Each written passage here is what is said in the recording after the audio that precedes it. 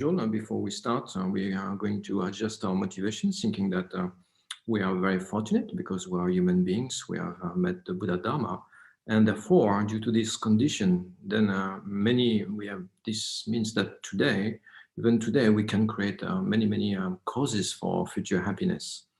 But in terms of happiness, we should not be satisfied with the mere good condition. Okay, in cyclic existence, we should think that it is by nature unsatisfactory. We do not pass beyond impermanence and being conditioned by karma and affliction. Therefore, we should think that the nature of our mind is pure and we can eliminate all of these distortions that create so many problems in our life by generating the true path in our mental continuum that realize the ultimate mode of existence of phenomena, and therefore establish ourselves in a state of unconditioned happiness. Unconditioned happiness means that the well-being that we experience is not due to the meeting of causes and condition, but it is inherent to the mere functioning of the mind. Okay, so we have this potential. Okay, so but that also, even if it is something that we should long for, it is not enough. We should take into consideration also all sentient beings. We should think that they are exactly like us. They wish for greater and greater happiness, but they only meet difficulties and suffering. So therefore, now that we have encountered this very fortunate situation, we can, by training ourselves, not only in the middling scope, but in a great scope, we can train ourselves in the bodhisattva path, and therefore develop qualities and realization and ability to take care of sentient beings, and we can our mind can become a cause for the happiness of others. Okay, so that should be our only motivation. Okay, so we should think that through the practice of hearing, reflecting, and meditation, and putting into practice those instructions, may we actualize the state of a Buddha for the benefit of all sentient beings. Okay, so that should be our motivation. And once now that this has been established clear in our mind, we can maybe recite just the Heart Sutra without the Dakini prayer, just the Heart Sutra.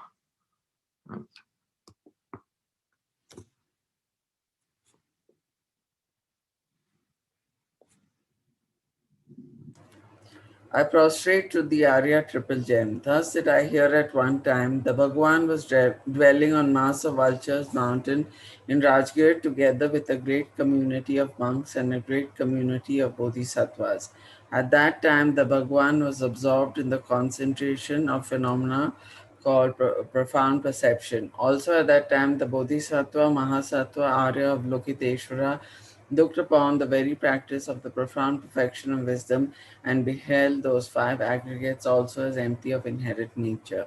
Then, through the power of Buddha, the Venerable Shariputra said this to the Bodhisattva Mahasattva Arya of Lokiteshvara: how should any son of the lineage train who wishes to practice the activity of the profound perfection of wisdom? He said that, and the Bodhisattva Mahasattva Arya of Lokiteshvara said this to the Venerable Shariputra: Shariputra, any son of the lineage or daughter of the lineage who wishes to practice the activity of the profound perception of perfection of wisdom should look upon it like this, correctly and repeatedly beholding those five aggregates also as empty of inherent nature. Form is empty, emptiness is form, emptiness is not other than form, form is also not other than emptiness. In the same way, feeling, discrimination, compositional factors, and consciousness are empty. Shariputra, likewise, all phenomena are emptiness without characteristic, unproduced, unceased, stainless, not without stain, not deficient, not fulfilled. Shariputra, therefore, in emptiness, there is no form, no feeling, no discrimination, no compositional factors, no consciousness, no eye, no ear, no nose, no tongue, no body, no mind, no visual form, no sound, no odor, no taste, no object of touch, and no phenomenon. There is no I element, and so on, up to and including no mind element and no mental consciousness element. There is no ignorance, no extinction of ignorance, and so on, up to and including no aging and death, and no extinction of aging and death. Similarly, there is no suffering, origination, cessation, and path. There is no exalted wisdom, no attainment, and also no non attainment. Shariputra, therefore, because there is no attainment, bodhisattvas rely on and dwell in the perfection of wisdom, the mind without obscuration and without fear. Having completely passed beyond error, they reach the end point of nirvana. All the Buddhas who dwell in the three times also manifestly completely awaken to unsurpassable, perfect, complete enlightenment in reliance on the perfection of wisdom. Therefore, the mantra of the perfection of wisdom, the mantra of great knowledge, the unsurpassed mantra, the mantra equal to the unequal, the mantra that thoroughly pacifies all suffering, should be known as truth since it is not false. The mantra of the perfection of wisdom is declared Tayata Om Gate Gate Paragate Parasamgate Bodhi Swaha. Shariputra, the Bodhisattva Mahasattva, should train in the profound perfection of wisdom like that. Then the Bhagavan rose from that concentration and commended the Bodhisattva Mahasattva Arya Avalokiteshvara, saying, well said, son of the lineage, it is like that. It is like that. One should practice the profound perfection of wisdom just as you have indicated. Even the Tathagatas rejoiced. The Bhagavan, having thus spoken, the Venerable Shadavati Putra, the Bodhisattva Mahasattva Arya Avalokiteshvara, and those surrounding in their entirety, along with the world of gods, humans, asuras, and Gandharvas, were overjoyed and highly praised that spoken by the Bhagavan.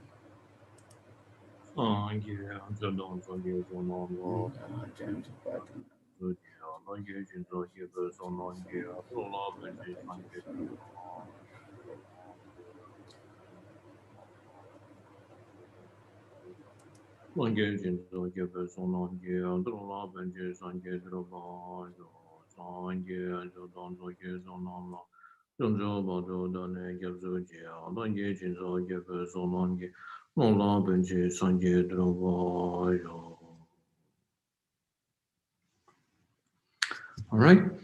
So let's review what we have covered last week together. So do I have, can I share my screen? It's possible? Oh yeah, okay. All right, so no, that's not the one, that's the one. Okay, it should appear. Can you see it? Yes. Yes. So, okay.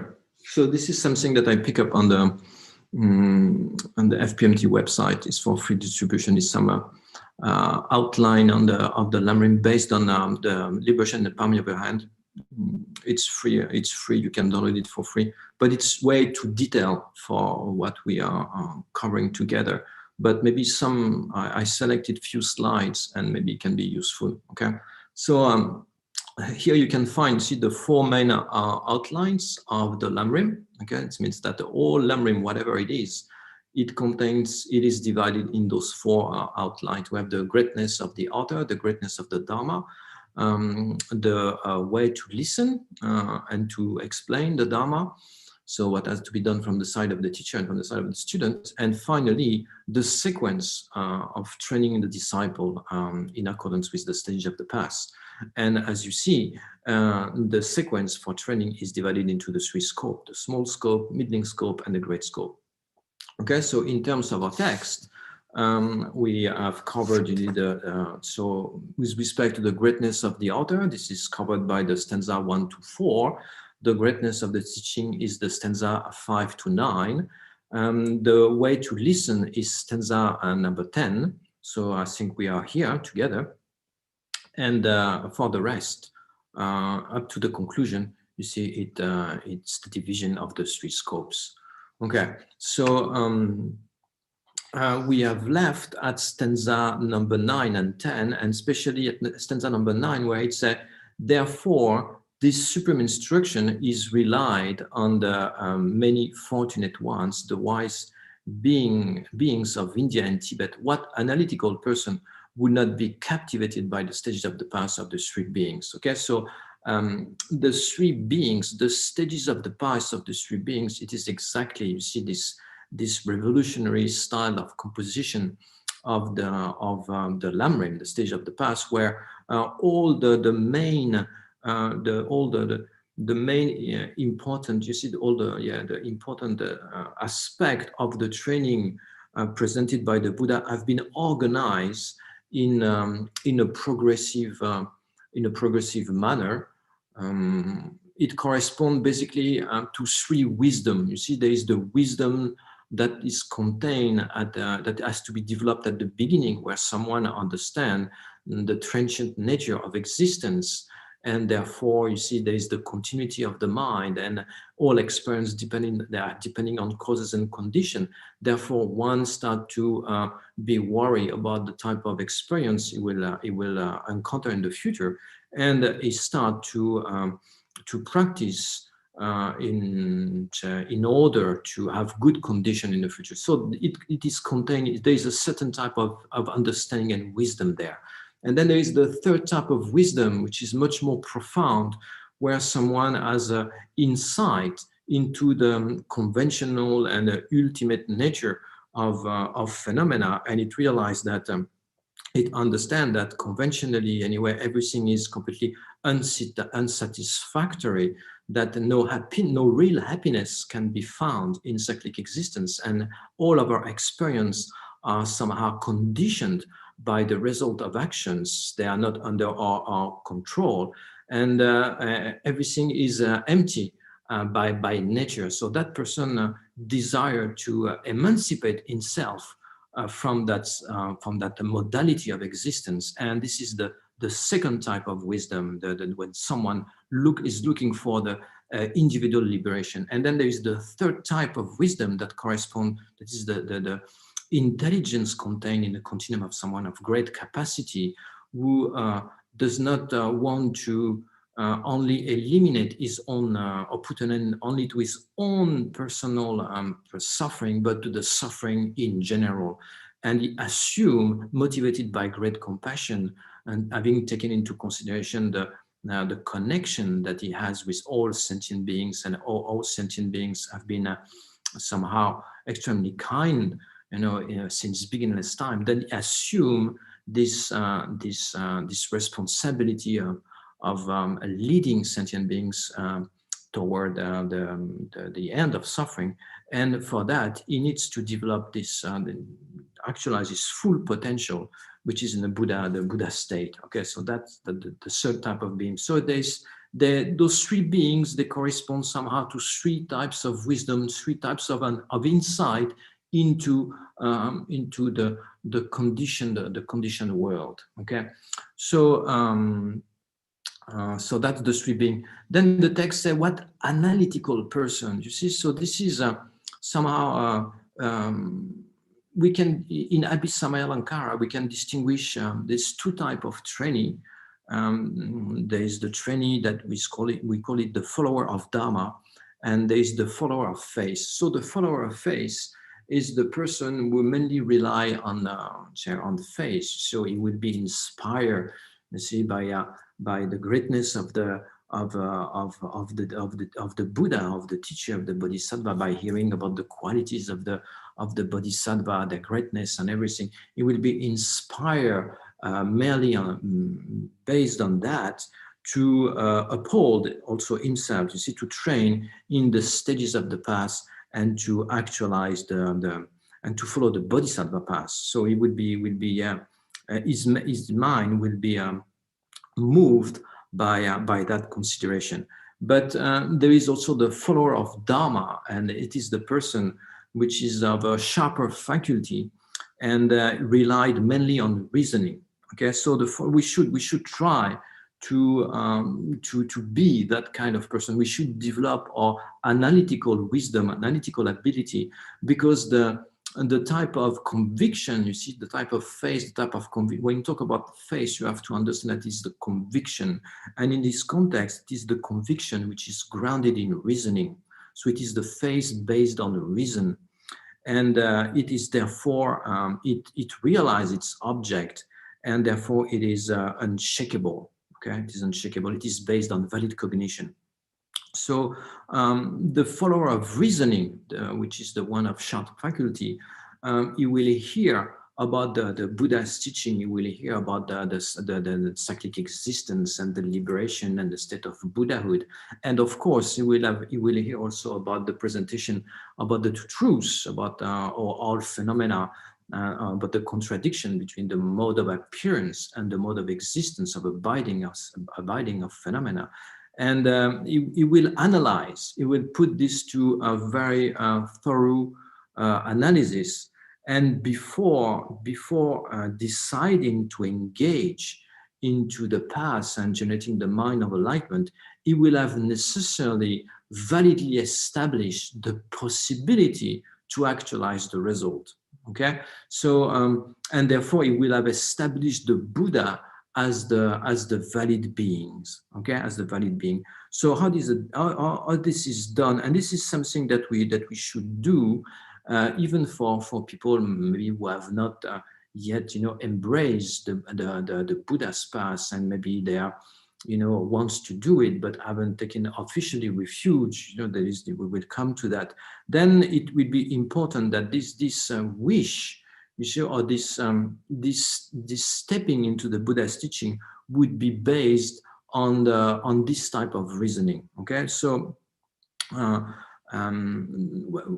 we have to look at what is the result of the Buddha's path. What is the result? So it is enlightenment, okay, or liberation, which is a nirvana, which is an abandonment of all obscuration. So the mind has been free from all obscuration, or partially free from obscuration. Okay, and this is done through generating the true path in your continuum, in your mental continuum. What is a true path? It is the mind that directly realizes the mode of abidance of phenomena. It realizes what the emptiness of inherent existence. Okay, so there is a lot to say about that. So how do phenomena appear to us? Phenomena of self or mind, so all inner and outer phenomena, they appear as being established by way of their own power, as being objectively existing, as being able to set themselves up. You see, as having their own nature. Basically, they have their own nature. They exist. The way they appear is that they exist without depending on the mind. They are able to set themselves up. They exist objectively. So this has to be investigated, because this is the key. This is the pillar, you see, of where around all the axes. This is the axis where everything is rotating around, and that things do not exist the way they appear. So we have to understand if phenomena exactly exist the way they appear. So if the phenomena would exist the way it appears, it would have to be findable upon analysis. Okay, if there is a real I, if there is the real table, if there is a real person, okay, then that phenomena should be able to bear analysis. It should be findable among the phenomena, should be findable among its basis of designation, among its parts, or separate from the parts. Okay, for example, if the person exists the way it appears to my non-analytical mind, to my innate non-analytical mind, when I am involved emotionally in some kind of a situation, you see, there is a strong I. There is the I that appears, and me, you see, and it appears somehow independent on his basis of imputation. It appears to be independent from his constituent, which is the body and mind, for example, the five aggregates. So that practitioner, you see, will investigate this, and he will come to understand that effectively the phenomena, there is a contradiction between the mode of abidance and the mode of appearing of phenomena. Okay? So that understanding is purely conceptual. There is no direct realization at that level. But nevertheless, there is an inferential understanding based on reasoning. There is based on investigation. There is an inferential understanding that effectively phenomena do not exist the way they appear. So you see, from that onward, then he established the ability of the possibility of actualizing the result. Okay, so it established that since beginningless time, okay, or in the present situation, we have this distortion of reality, and since you see the phenomena do not appear the way they exist, that distortion can be corrected by generating a type of mind that directly opposes this innate ignorance, this confusion, by generating a mind, a wisdom that directly realizes the emptiness of innate existence.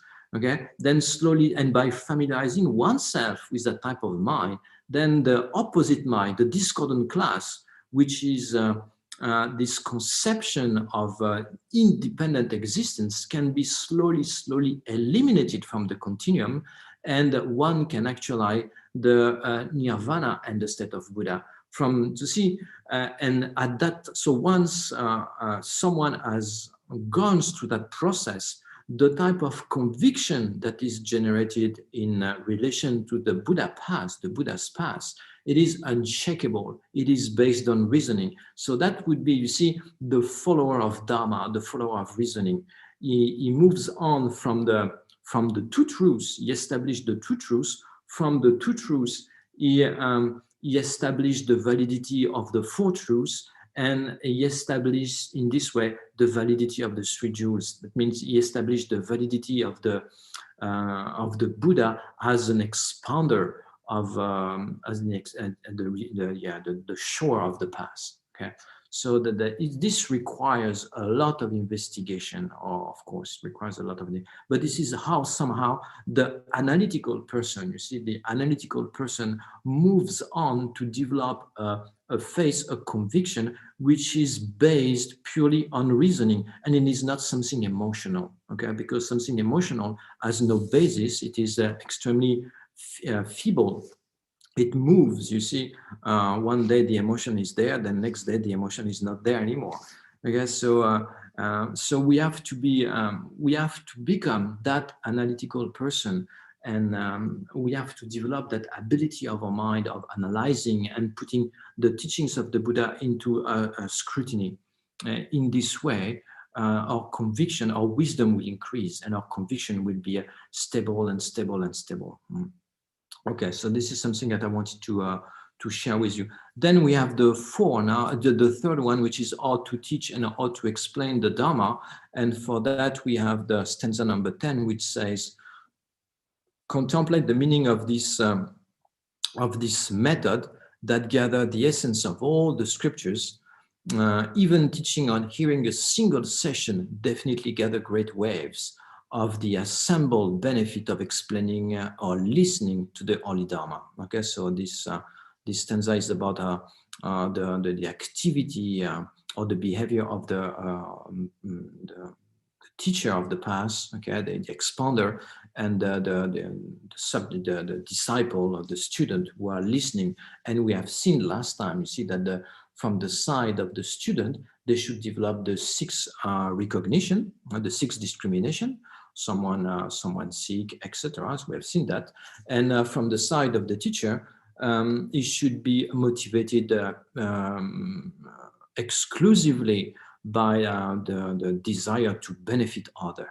Okay, it's exclusively by that wish to benefit others. So there's some kind of a love and compassion is involved there. Okay, and in general, there's two Tibetan saying. One said that the teacher should not be like the old man eating, like an old man eating.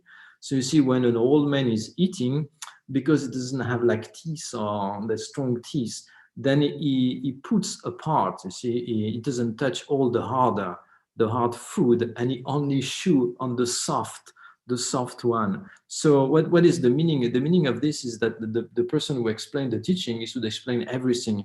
He should not only explain the easy stuff, the easy topics and leave out so the difficult one. And there is another thing where it says that the teacher should not explain the teaching like a crow is building a nest. I say like a crow is building a nest, because if you look like our crow, they build a nest, is completely like, it's a bit messy. You see, there's all the branches, you know, are in all any kind of direction. It doesn't seems to be structured. Okay, so this should not, the presentation should not be in like a crow is building a nest, but it should be like organized with outlines. Then it follow. You see the division and the subdivision. It should be organized. And so, and the two anyway, the two either, so the expounder and the listener should be motivated, you know, by love and compassion. They should have this motivation of actualizing the three scopes. Okay. And at the end, there is some things that has been done by both, is the dedication. Okay, so the dedication should be done at the end. So there is something that is common at the beginning, which is the motivation. There is something which is common at the end, which is the dedication, and in the middle, you see, one has to properly explain, and the other has to properly listen. Okay, so that's anyway. Okay, and here it says that even hearing, you see, a portion. So all of these scriptures of lam-rim we have seen last time, you know, they gather all the essence of the scriptures, you know, all the 84,000 bundles of teachings, they are gathered together here, you see, and then they present the essence in his systematic mode of training and ripening the mind.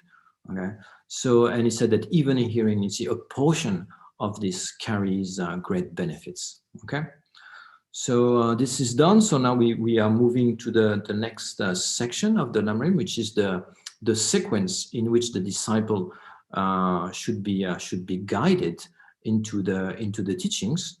Okay, into the instructions. So the effective way to lead the students in the teachings. And in general, here there is a preliminary. There is two preliminaries.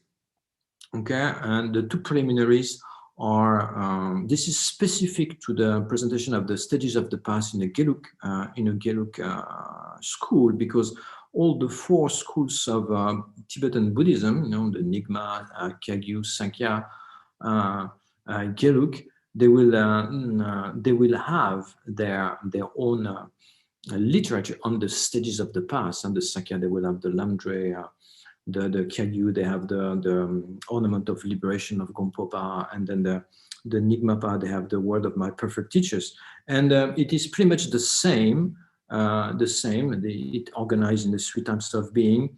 Okay, there is this progressive training of the mind, but there is some slight differences. For example, in the Gelug, it is typical of the Gelug to start with the mode of relying to the spiritual guide. This is typical. This is a choice of Lama Tsong Khapa to underline, you see, the importance of such a person and the importance, you see, of such a relation in terms of the stage of the past. Whether, for example, in the Kagyu, in the ornament of liberation, they start with the lineage, the potential, Buddha's potential. The Nyingma, they start with impermanence. So anyway, this is a slight differences. Okay, so we have first, as the common ground for all, this presentation of how to rely, or to select, and how to rely once it has been selected, you see, to the spiritual guide, the expounder of the past. And then as another also preliminary, there will be the consideration of this precious existence that we have. Okay, we move into that. Okay.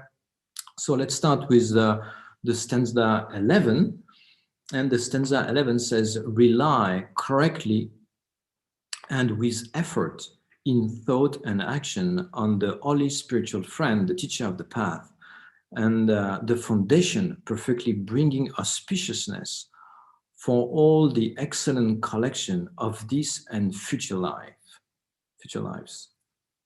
And it goes on saying, having seen this, do not give him up, even at the cost of your life, and please him with offering of practicing just as he instructs. And this is I, a yogi, practice like this.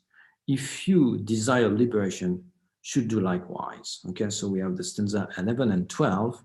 Most of the topic, they will be covered by 2 stanzas, most, okay, most. And they come in the same way. There is a parallel construction. So, okay, so now we start with this topic. So as we can see, so in general, in the great treatise of the stages of the past of Lama Tsong Khapa, so most of the idea that I present to you, I pick them up from the great stages of the past and from His Holiness lectures. Okay, so Lama Tsong Khapa, he explained, he described the actual manner, you see, of the proper reliance on the spiritual teacher and how it should be developed and established. And in terms of reliance on the spiritual teacher, he writes that it is the foundation, you see, it says the foundation perfectly bringing auspiciousness. And this is or in other texts, he call it the foundation of the past. Simply because the spiritual teacher is the source of, because he explained that the spiritual teacher is the source of all temporary and ultimate benefits. So remember, there's these 2 types of benefits that the Buddha tried to bring in our lives. The temporary benefit are those included in cyclic existence, good conditions and everything. And the ultimate benefit, the ultimate goodness, refer to the 2 types of nirvana, the individual nirvana or the non-abiding nirvana, which is another name for the Buddha states. Okay, so he points here, you see, he points here that if we encounter a fully qualified spiritual guide, then this person may be able, you see, to open the eye of our awareness. You need to help us to see things clearly out of our confusion and a wrong superimposition, and therefore lead us through the path where there is an increase of happiness and well-being, see, and happiness and well-being. So the actual practice of relying on the spiritual guide is performed through both thought and action. Okay, we will come to that in detail, thought and action. But mainly, you see, the key is relation on the thought. And this entails, you see, the cultivation of 2 qualities, which are faith and respect. Okay, so in the lam-rim, we often, if you look at the bigger lam-rim text, for example, the lam-rim Chenmo, the great, or the middling one, or even the Pabonka, Liberation in the Palm of Your Hand, you will see that it is full of, this section is full of quotes that belongs to the Tantra, the Tantric teachings, you know, the Vajrayana, the Tantric teachings. And it says, you see, it is said in those quotes that the spiritual guide should be considered as the fully spiritual guide, the fully qualified spiritual guide should be considered as an enlightened being. So we need to understand the importance of the significance of this practice, okay? So there's a few things to say here. So by encouraging, you see, to the disciple to develop, to cultivate the perception of the spiritual guides as an enlightened beings, the lam-rim text do not mean, you see, do not mean that such reliance on the spiritual guide is indispensable. That's not the meaning, okay? If you look at the structures of the lam-rim teachings, also all the practice are organized in the framework of the 3 scopes. Okay, the small scope, the middling scope, the medium scope, and the great scope. Okay, in terms of if we take the small scope and the medium scope, those 2 are how do you say? They are regarded as the common practice. Okay, and the 3rd scope as the uncommon one, or let's say there are branches, the first scope, the small scope and the medium scope, they are the branches of the small scope, of the great scope. So what does that mean? It means that the small scope and the medium scope are not presented as, how do you say, they are full or complete practices in and of themselves, but they are just the branch of the third one. Okay, so this is something that has to be understood. Okay, just to be understood. So the initial scope teachings discuss the need of cultivating, you see, the longing for a better type of existence in your future, an existence of happiness. And it contains all the practice and contemplation to empower the person to actualize this type of result.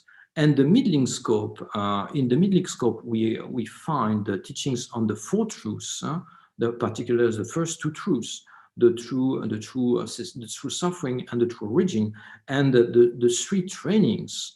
The three trainings, which are the aim through the means through which the person actualizes liberation, but it is not taught fully at that level of the text, because it comes fully developed in the context of the Mahayana path. Okay, because its nature greatly evolved in terms of the Mahayana path. Therefore, it is not taught fully at the time of the middling scope. Okay, so this is something to understand.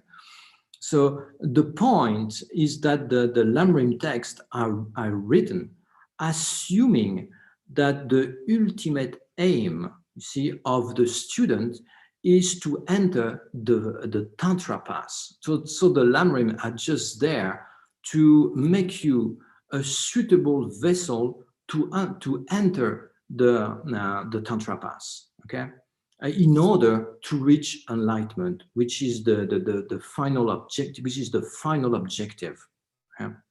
So this is why not all the aspects of the lam-rim, how do you say, all the aspects of the teachings of the practice of the lam-rim require such a relation with the spiritual guide, where it is perceived as a fully enlightened being, because this is something exclusive or, let's say, relevant in the Tantra context. Okay. Anyway, so therefore, what do I say?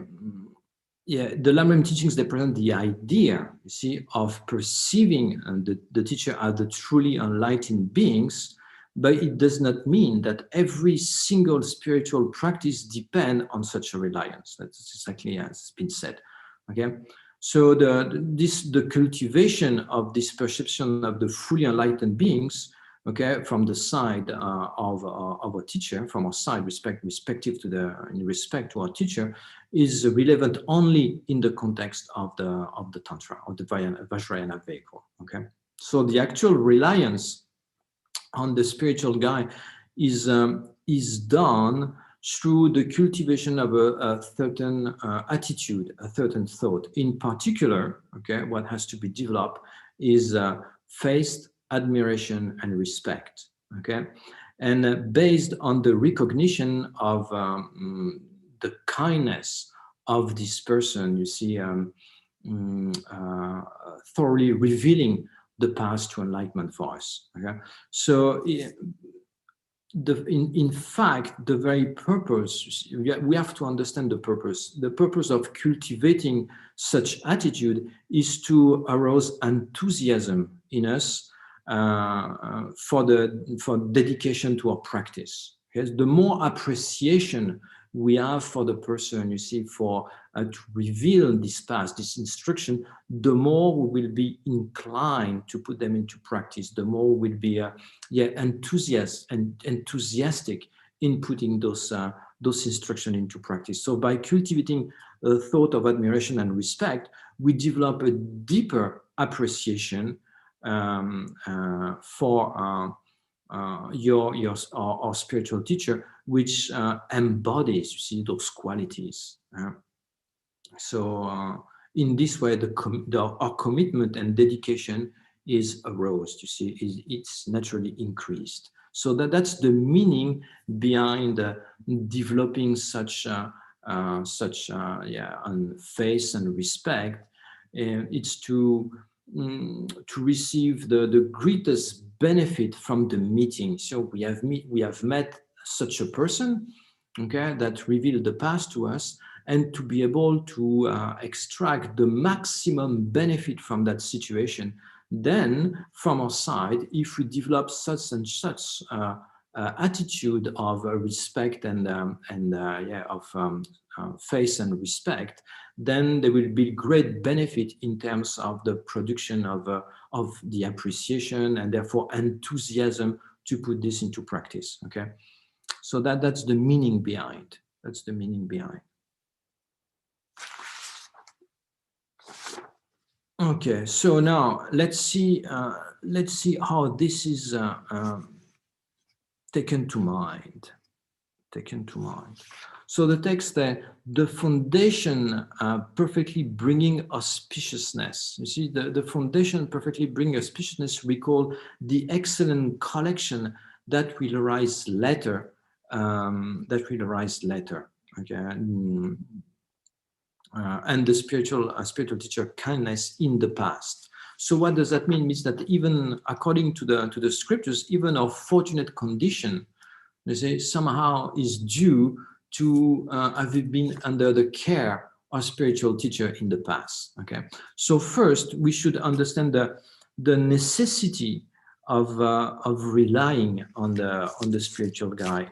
Of course, you can always take a book in a library and read it, and of course some level of understanding would be generated. But in terms of fully transversing the past and understanding clearly the meaning of reality, clearly understanding what has to be negated in the view of a selflessness, and I see. So it's going to be impossible to do that by yourself without relying on someone who has those experience in his mind. Okay, so anyway, so the spiritual Gaia is considered the foundation of our deepest aspiration. Okay, so we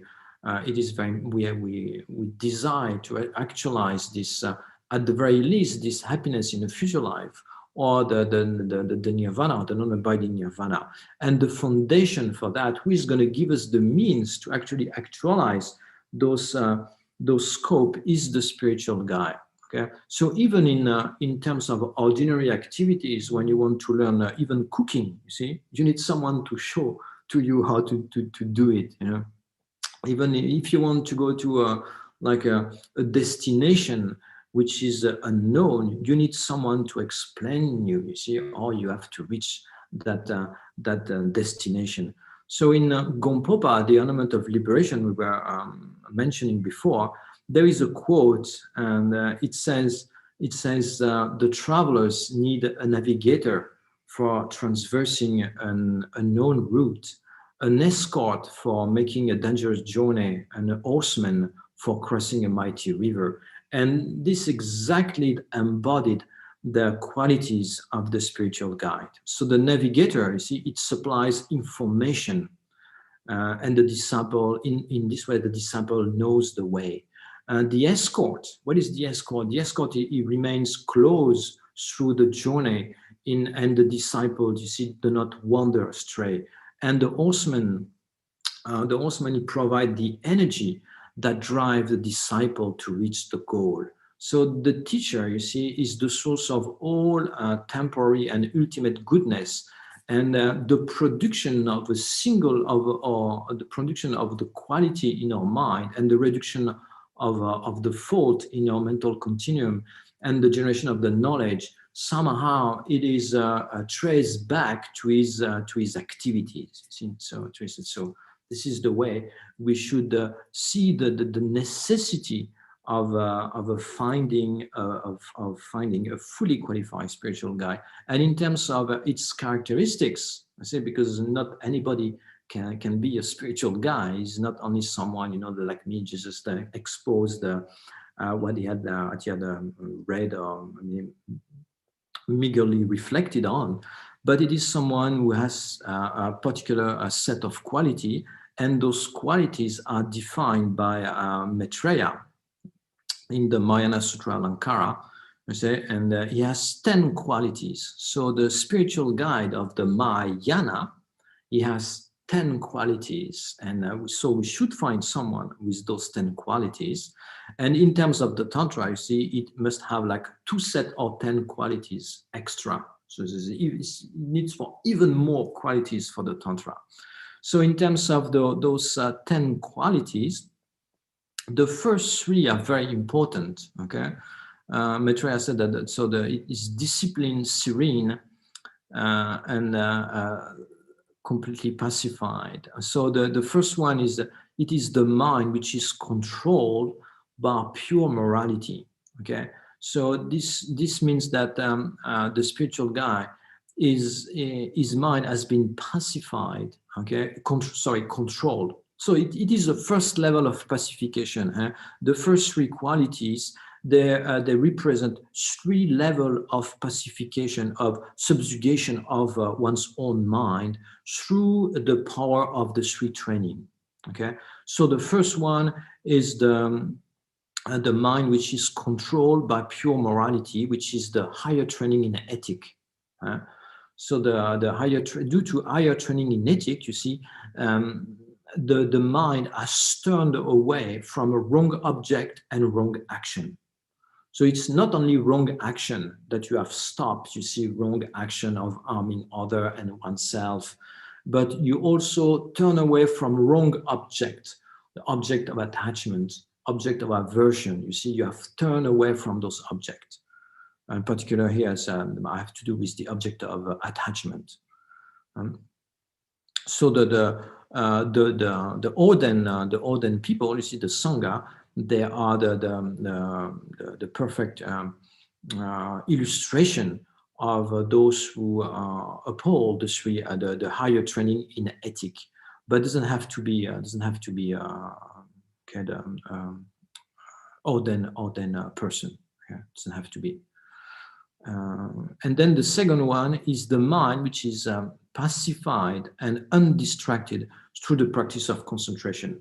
So the second one is a deeper level of pacification. So you see, with the first one, adopting a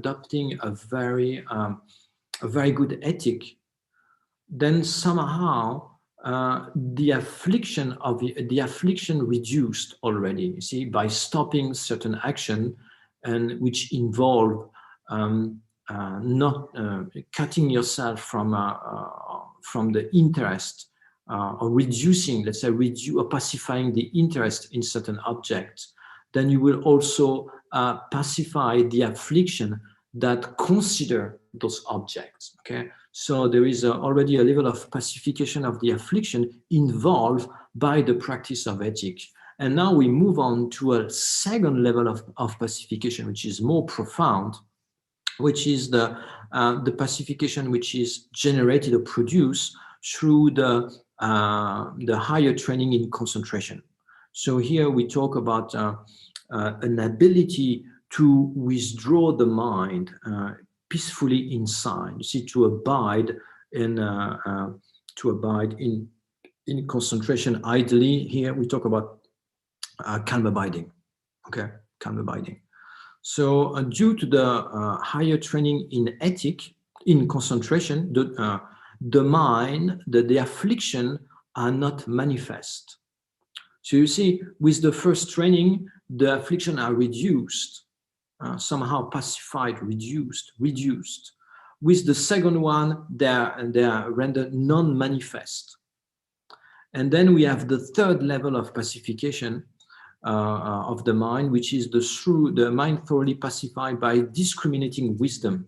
So here we talk about the higher training in wisdom, which is the analyzing the meaning of reality within the mind of calm abiding. Okay, so there is within the mind of calm abiding, one start to analyze And with training, it develops special insight. Okay, special insight is developed within calm abiding, and this is the special insight that observe the meaning of reality, that observe emptiness, and this bring another level of pacification of the affliction. And in this context, what is pacified is self-grasping. Okay, so there is a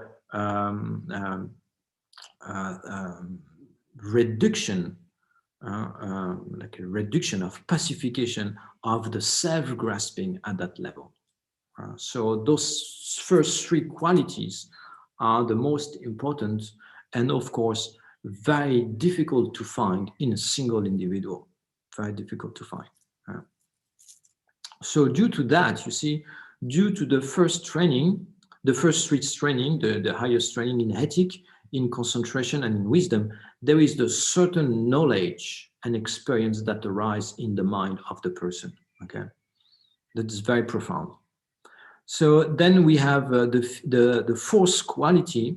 The fourth quality that is described by Maitreya is being a wealth of scriptural knowledge. So the person should have a vast knowledge. Okay? It's like erudition,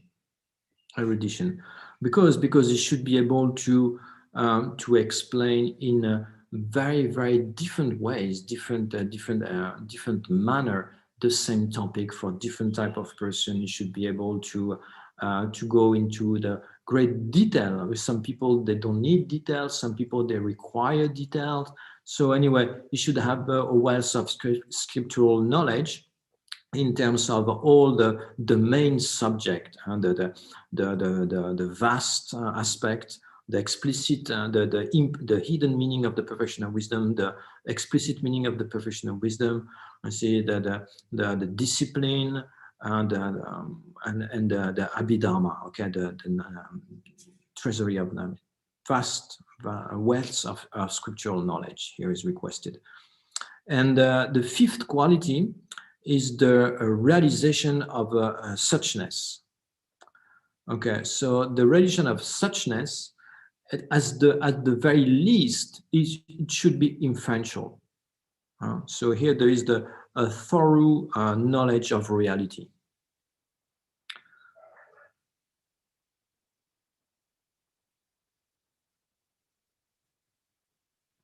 So if it is direct, that would be amazing, but it's very difficult to find individual with the direct relation of emptiness in their mental continuum. There are some, but very difficult. And then the sixth quality is having a greater knowledge than the disciple. This for sure is necessary, because otherwise the disciple will not learn anything. If the disciple has the greater knowledge than the teacher, then it might be difficult to learn something. So the teacher must definitely, and say, must have greater knowledge than the disciple. Excuse me, Venerable, one moment. Can we stop your screen sharing so we can see your face more? I'm sorry. I will stop that. There we go. Okay. So yeah, so he said that the real erudition, see, erudition is required here. And so is and then we move to the seventh quality. The seventh quality is being having perseverance, energetic. So this means having constant delight, you see, in the welfare of others. Perseverance and delight in explaining and benefiting others. Okay. The eighth one is the skill in teaching the Dharma. So it should be able to lead and to cause a deep understanding in the mind of others. So it should be able to explain through example, quotes, stories. You see, so yeah, skill in teachings, should be able to lead and cause the understanding to be generated in the continuum of the disciple. The ninth qualities, the ninth one is having love and compassion, so means loving concern. So his motivation should be pure, and in no way he should be under the motivation of gain and respect. Okay, no way. And the 10th quality, the last one described by Maitreya, is having abandoned discouragement and laziness, teaching the Dharma. So he should never be tired of explaining and re-explaining and again explaining and re-explaining. You see, again and again and again. Okay, so that's the 10 qualities that we should try to find someone having those 10 qualities. And then Lama Tsong Khapa even explained that before taking someone as a spiritual guide, we should observe him, you see, and understand if he has those 10 qualities or not. So the first 6 qualities are for oneself. The benefit of oneself is actualized through the production of the first 6 quality, and the other 4 are exclusively to benefit others. Okay. For taking care of others.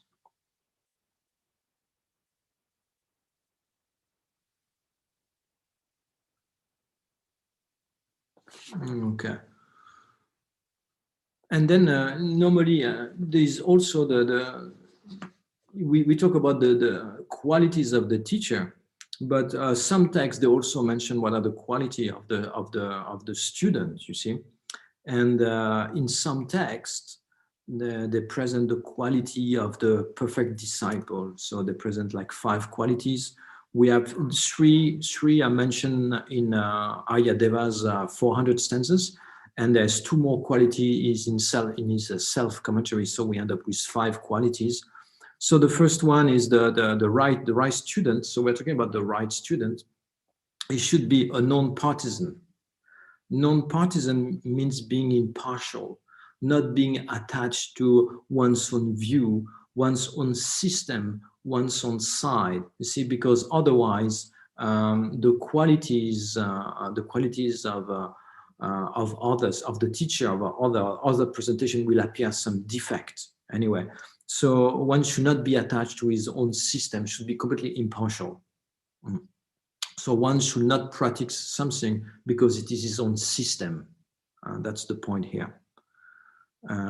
It should be intelligent. Intelligent means being due to the power of his own analysis.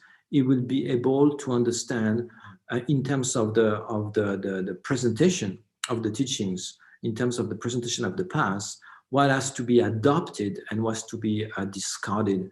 What is a correct teaching and what is not a correct teaching. To discern, you see, his ability to discern the validity of the presentation by his own power, by the power of his own intelligence. Okay, and the third one is diligent. So it should be like a diligent, active. So those first 3 qualities, they make one as a suitable listener.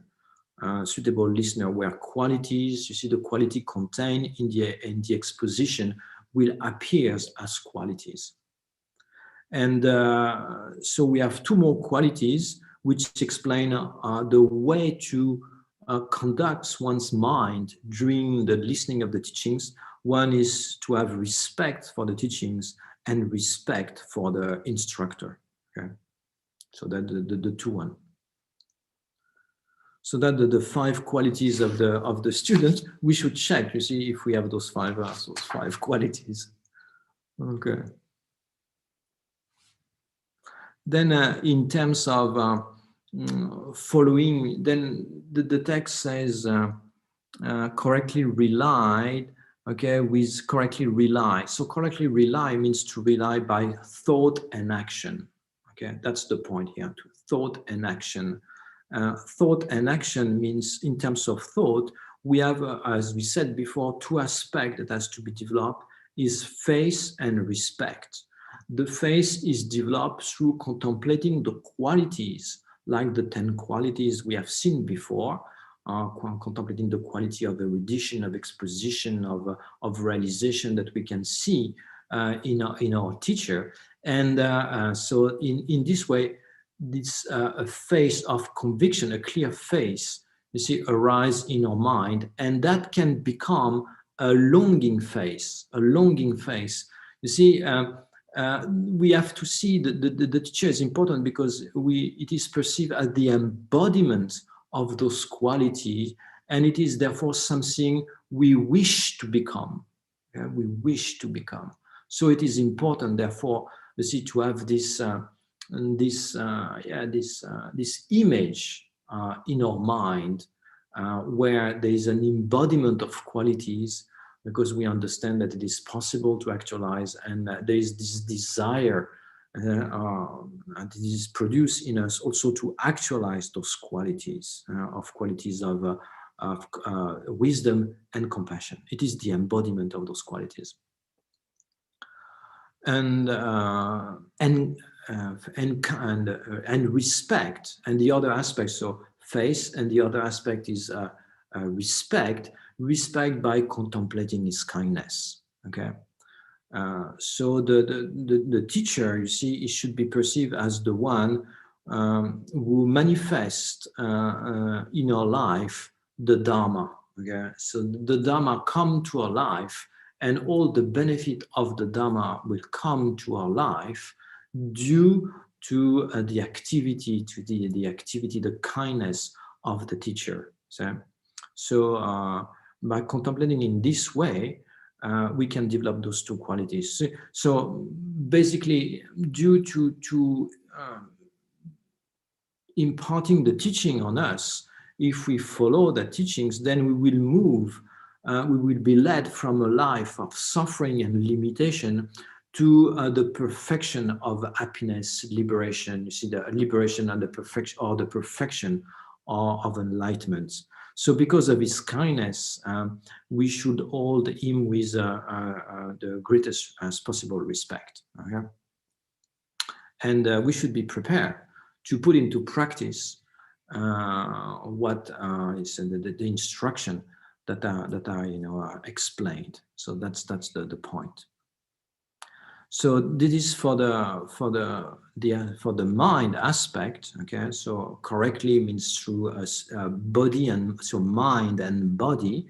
Mind, we have seen it as two aspects: development of faith and respect. And in terms of the body, which means the conduct, it has to be with effort. So with effort means it is important to put effort in putting into practice what he has been explained to us, and this is considered as the best of offering that we can do. And the other one is to also help in every means we can, you see, to help our teacher in his various activities. Okay, so those are important. In the text also they mention like offering, but the best of offering has to be considered, you see, as the offering of one's own practice. And so all of this point appears in the text when we read rely correctly and with effort. Okay, so rely correctly and with efforts. This set out all the important points concerning how to rely on the spiritual guides. Pleasing him with the offering of a practice is the way to accomplish the two welfares. This is the temporal welfare and the ultimate welfare of oneself and others. Okay, and then it says, correctly and with effort.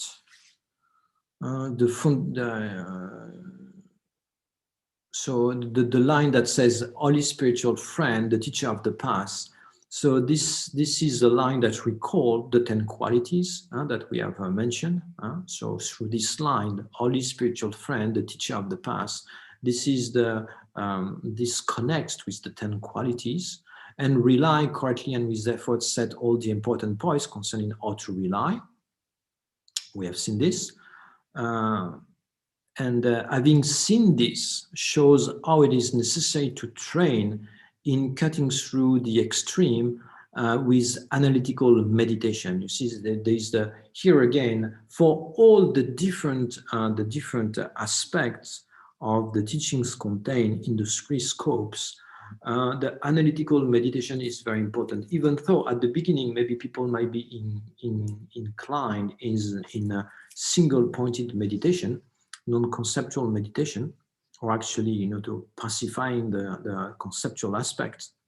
And this is perfectly understandable because once you have done your day or your day of work or your week of work, you might not necessarily be inclined to continue, you see, to analyze and reflect. Maybe you want to put this mind into vacation, you see, and stop thinking. But so you can do that eventually. There's no problem in doing this. But there'll be nothing will change in the mind by only developing single-pointed concentration. Okay, so it is, don't misunderstand me. It is very important to develop single-pointed concentration, because without that, without calm abiding, we will never experience, we will never test the real Dharma, we will never realize the Four Noble Truths. But at our stage, you see, what is more important is to focus on analytical meditation, because we have so many wrong conceptions, so many wrong conceptions. We have even more wrong conception than there is existing phenomena. Just because on every existing phenomena, we have several wrong conceptions. So the number is great. And in particular, you see, among all the wrong conceptions we have on each and every single phenomena, Lama Tsong Khapa point out 4 that particularly see they're rotten our life. They're rotten our life in the sense that due to those 4 conceptions, we cannot be happy in this life. Okay. We superimpose, the first one, okay, is the superimposition of permanence, where it is in the nature of impermanence. Okay, so we rely with functioning things, you see, as if they were permanent phenomena. We rely, for example, with respect to our life, as if it were a permanent phenomena. We will come to that. And the other one is to conceive what is in the nature of suffering as being in the nature of happiness. Okay, so we do that all the time. This is why we are still in the desire realm, and we are so attached to things, to everything. It's because it is conceived as being in the nature of happiness. We can draw inherently, you see, inherently from his own side, this object is the source of happiness. Okay, where we will come to that. We have to understand that it is a nature of suffering, not happiness, but suffering. Anyway, so the other thing is to superimpose something which is by nature contaminated and non-attractive as being something, you see, attractive or pure, attractive. And then, of course, we conceived what is by nature empty of a self. We conceive it as having a self. So those are the 4 main conceptions that produce so much suffering in our life. If we suffer, it is exclusively due to those 4 conceptions. So why do we suffer? Because we are not in contact with reality.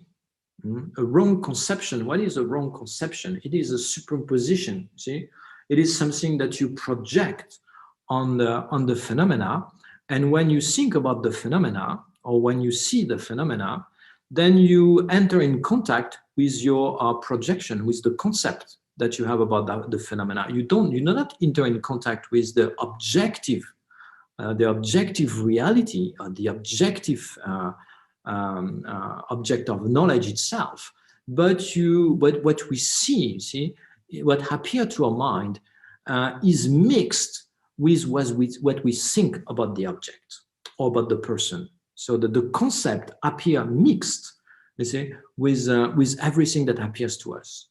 So this is why it's very important not to believe too much in what we think. We think so many things all the time. See, we have this conceptual mind going on day and night, because even at night, you know, the mind is going on. It's not conceptual mind, but it's going on. So we all day, you see, there is this conceptual mind, and there is an interpretation going on about everything that we see, everything that we meet. There is a continuous interpretation, and all of these concepts they appear mixed with everything that we meet. See, everything that we meet and we encounter. And so if our conceptualization, you see, if we have learned, or due to the power of imprint and habituation, we conceptualize in a positive way, then it's okay. Yeah? We have somehow a pleasant appearance, okay? And the feeling that experience this contact is a positive feeling, is a happy feeling. So we can go in life like this, you know, floating a little bit is okay. But most of the time we conceptualize negatively on people, things, ourselves, the environment, the situation, the country, the society, the town, whatever, the neighbors, you know, the district, the people we meet, the people we meet at the center. There is always this criticizing mind going on, and therefore everything appears negatively to us. And what we think, you see, it appears coming from the side of the situation, of the place, of the people, because the concept appear completely mixed with the object. So, and if we conceptualize in a negative way, then the appearance is unpleasant, and then the experience that arises from that contact is unpleasant as well, you know. So you can be very unhappy in your life, yeah, unhappy in your life, even though even you can be very unhappy with the place you live in or the situation you are in, even though for someone else it might appear as something very desirable, but from your own perspective is very unpleasant and unsatisfying because of the superimposition, the conceptual mind, okay, the conceptual mind. So that appearance, you see, that appearance that arises to the mind, it is something that we have produced, that the mind has produced somehow. It is stinted with all of this conceptualization. So basically, it comes down to see the glass half full of half empty. It comes down to that. Yeah. So it is important to take great care, you see, of this conceptual mind. Isolinus always talk about this mental hygiene. So the mental hygiene, of course, it is make reference to the not having an afflicted mind, not having a mind which is of craving and of envy, of pride, of aversion. But it has to go, or it goes on also with the quality of the train of thought, okay? The quality of the train of thought, because the affliction are triggered by the train of thought that we call the inappropriate mental attention, okay? So they are produced, affliction are produced by inappropriate mental attention, and they are, you know, increased by the inappropriate mental attention. So it is important to take care of that, because if we don't take care of that, we can not even be happy in this life. It is not even possible. Not even possible. So the Buddhist path is about transforming the mind. What does that mean, transforming the mind? It means that the way the mind is actually working, you see, it produces only problems and suffering. So transforming the mind means to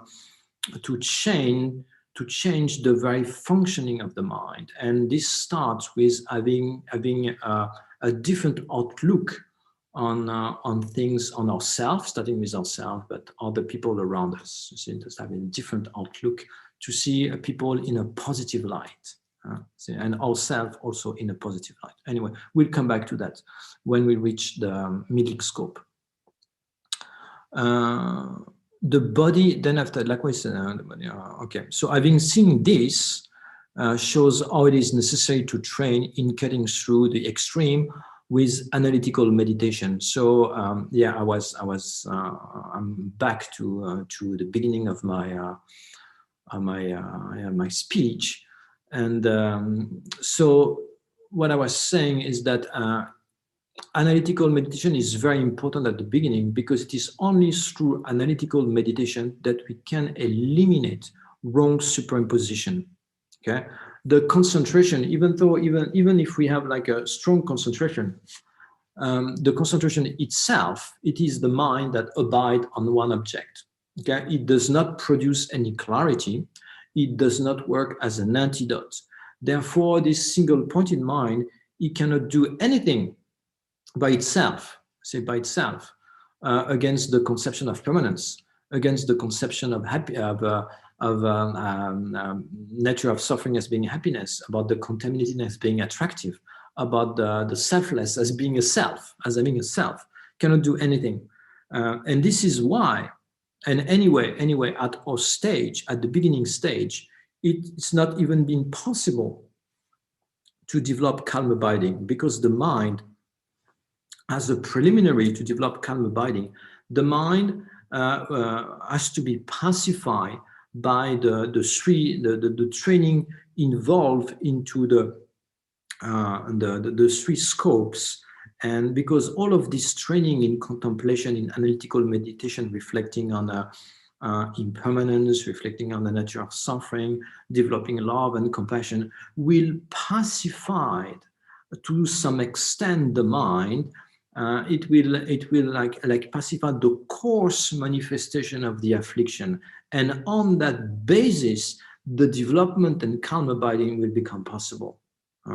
So on the basis of having developed, of having pacified the coarse manifestation of the affliction, we become a proper vessel to train in calm abiding. But if we try right now to develop calm abiding, not even being aware, or not even knowing how to manage the mind in subsequent attainment, not subsequent attainment, but in post meditation, you see, it will be difficult, because to be able to generate success also in the practice, then of course there is the meditation, and the meditation is the means through which we cultivate qualities. And we accustom our mind to with qualities, and we generate understanding and clarity toward some kind of object and topic that we are analyzing. But then after the post meditation, it should sustain. It should be the continuity of what we have started on the cushion. Otherwise, you see, we will have a Dharma practice that only lasts 1 hour, and the rest of the rest of the day, if it is like Las Vegas, you see, we won't go anywhere. It would be impossible. So it is important that the meditation sustain the post-meditation, and the post-meditation also sustain the meditation itself. So there should be some coherence here. And this is learned, you see, and you learn all of this, how to budget your mind, or to not budget the mind, or to manage the mind, see, or to control the mind through the contemplation of the three stages. So anyway, why analysis is important? Because analysis, you will develop wisdom. Through analyzing, we will develop a wisdom, a clarity, a wisdom that is the direct opposite of the wrong conception. So, for example, the wrong conception conceived that there is the self, that the I is inherently existent. Okay, so the analytical meditation will understand, will come to realize the non-existence of the referent object of the conception of true existence. You will come to understand the direct opposite of ignorance. And this only analysis can do that. Only wisdom analysis can do that. And that wisdom will be able to function as an antidote. But the concentration by itself, won't do that. So what has to be done is, once the wisdom has been produced, when the analytical mind has produced clarity of our understanding with respect to a particular topic, then at that time, the object of meditation appear. And at that time, the concentration should be applied.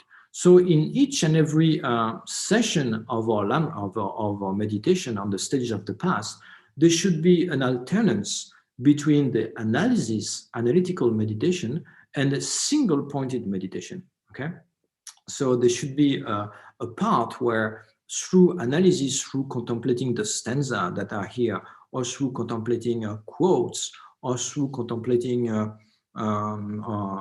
whatever readings, then an understanding, an analysis is done, and a certain understanding is arise in the mind. At that time, analysis should stop, and the mind should focus single-pointedly on the conclusion of what has been found. Okay, and slowly, and because we have little concentration at the beginning, we will lose this clarity of this object. We become distracted, and then when we should realize very quickly that we have been distracted. And again, you reproduce this analysis, this argumentation, to reproduce again, to generate again at the mind, for the object to dawn again at the mind. And again, you abide on the object single-pointedly. So you see, you should always be alternating between the analysis to produce the object and the concentration to abide on the result of your analysis. So analysis for us at the beginning is much more important than the concentration, because we need to oppose all those wrong conceptions that we have about so many things. Okay, and those wrong conceptions, we have to understand that they are the cause of all of our disturbance, of all of our problem, agitation, anxiety, unsatisfaction. You see, it is because we live in this, we wrongly conceive object, ourselves, and the world. Therefore, we wrongly engage, and therefore we have false expectation, and therefore we are always deceived. We are always, you see, deceived, and therefore we always suffer. We are always unsatisfied. So the more we are far from the reality, the more the distortion is important. The more we are far from reality, the more we suffer. The more we are in tune with how things are, even at the conventional level, even respect to the topics like impermanence. You see, this is very conventional. So the more we are in touch with that, the more we are serene, the more the mind is pacified, because we relate to things exactly for what they are, and we abandon them exactly for what they are. So we just relate. We are in somehow in some kind of more harmonious with respect to engaging reality, and therefore there is no distortion. Therefore, there is no false expectation. Therefore, there will be no, you see, disappointment. So this is very important. This is all done by analyzing. This is all of this is done by the power of analysis. Analysis, what we have to analyze. We have to analyze our support, the support of our happiness, the support of our object of happiness, the support of our object of aversion. We have to analyze all of these things. Okay. Anyway, we have derived a little bit, but it's still connected to the topic, so there is no problem. Okay, so now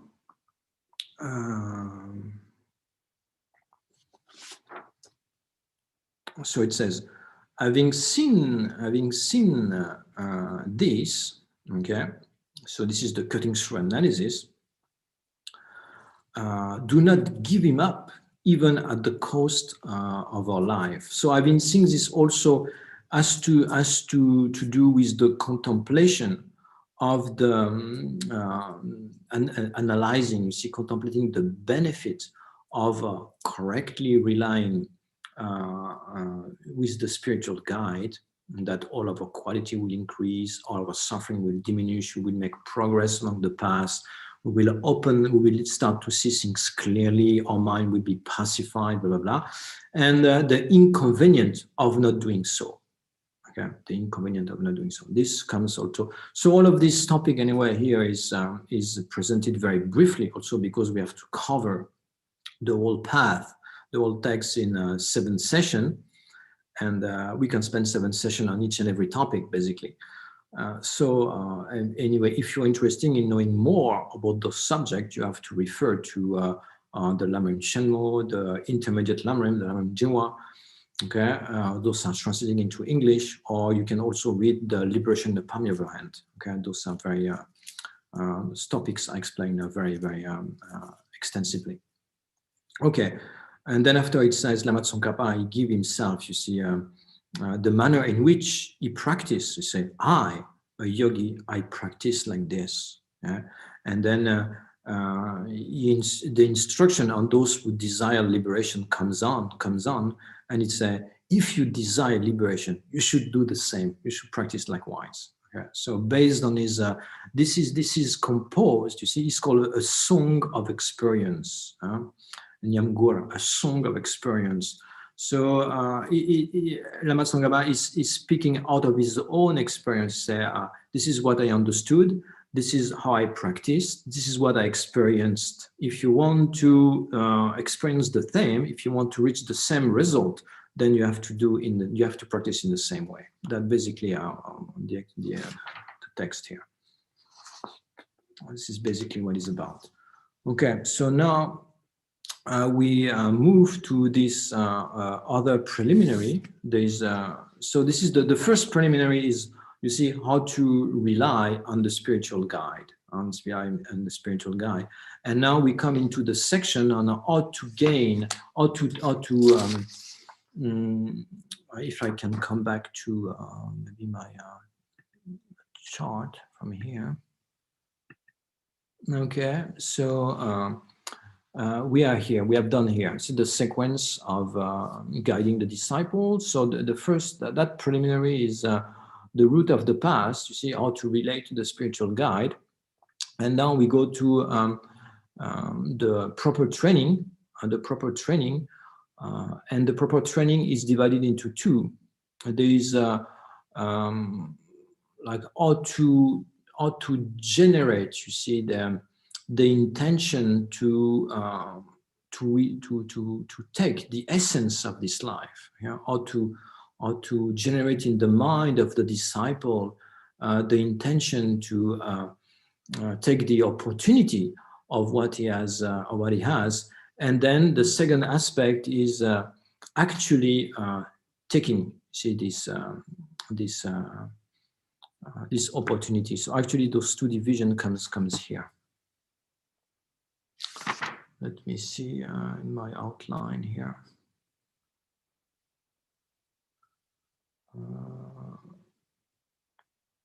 Yeah, there is those 2. When we start the effective training, there is how to develop the determination to take the essence of this precious human rebirth that we have, and to train the mind is the effective method to take the essence of this precious human rebirth.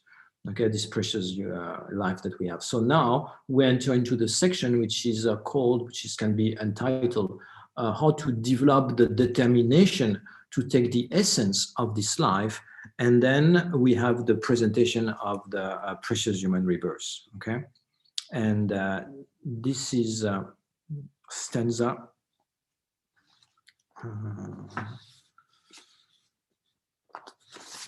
13.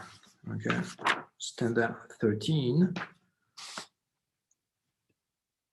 and the text read, "This body of leisure, more precious than a wish-fulfilling jewel, is found but once.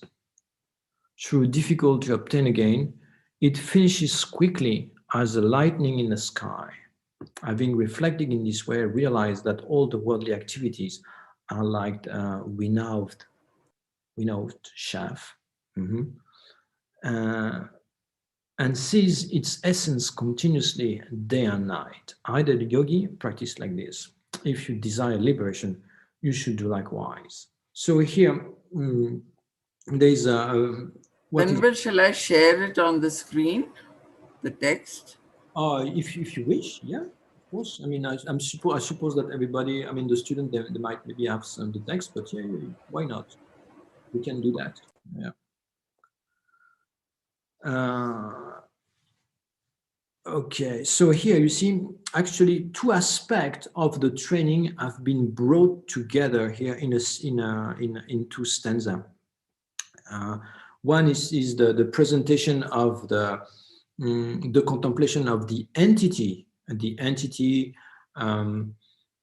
quality, and the character, and the difficult to obtain this precious human rebirth, and also it is mingled with the teachings on the death and impermanence. Okay, death and impermanence. So from one side, we find, you see, to develop the determination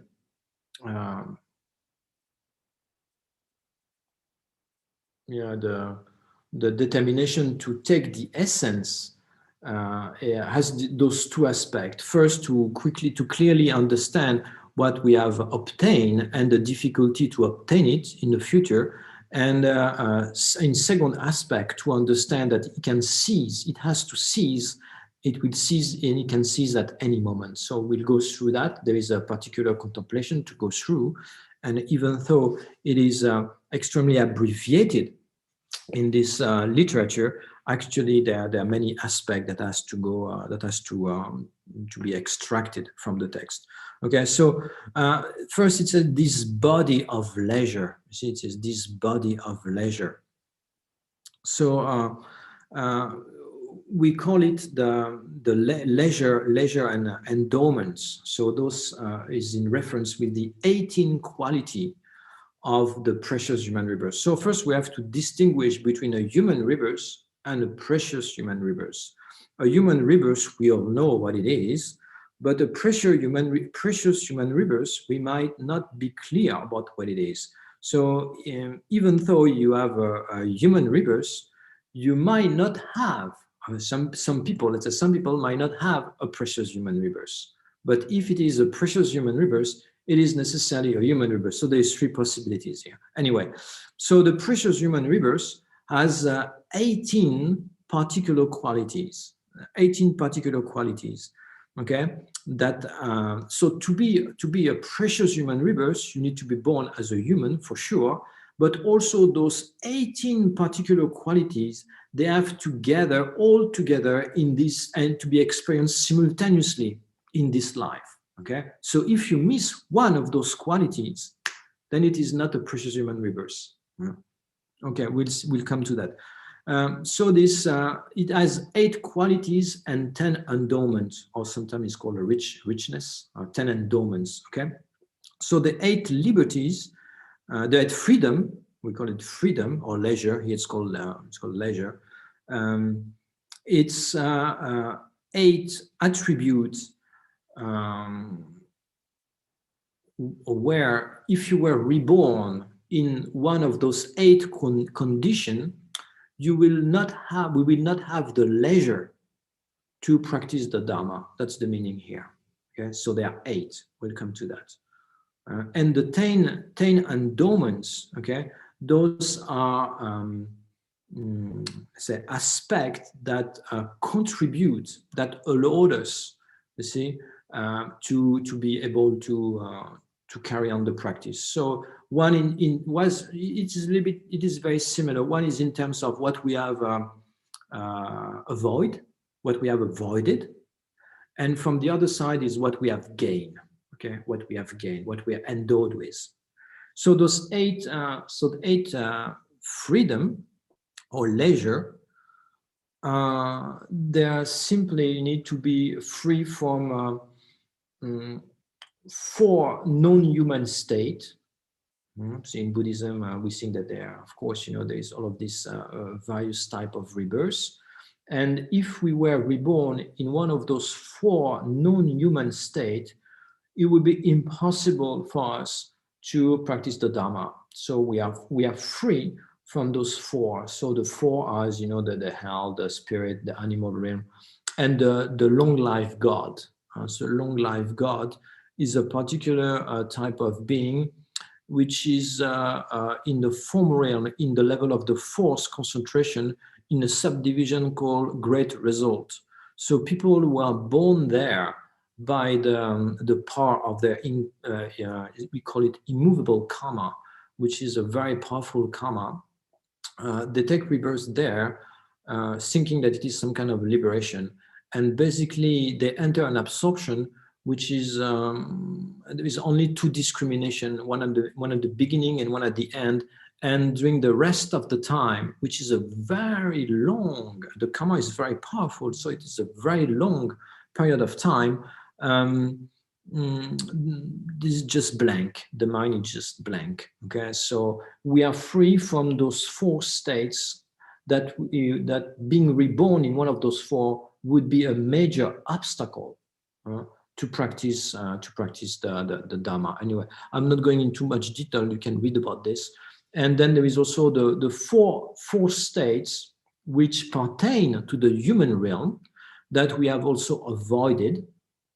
Those one included into human realm, okay, and that would be also an obstacle to the practice of Dharma. For example, being born in a country where there is no Buddhism, there is no Dharma, would make a big difficulty to be able to practice it. Okay. Another one would be to be reborn in a land where the barbaric land, which is, they call like this, but is that a land where the four types of practitioner are not found. You see, the two lay practitioner and the two ordained practitioner, they are not found. Another one should be to being born with impairment, physical or mental impairment. See, for example, if you're blind or if you're deaf, okay, that would be an obstacle. Or if your mind isn't clear, that would be an obstacle. Okay,